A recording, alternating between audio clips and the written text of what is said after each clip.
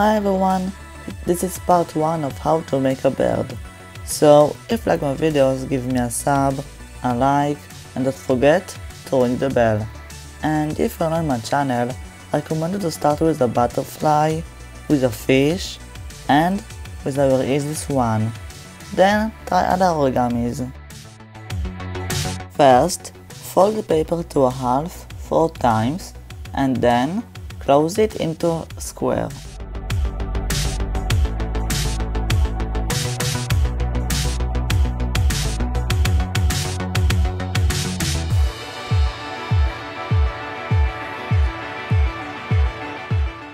Fold the paper until the middle line from the both sides, then open it and push it inside the paper.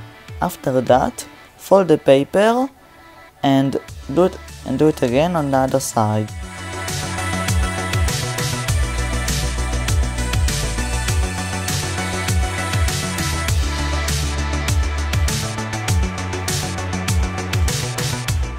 Fold the paper to a half and fold it from the both sides from the wings.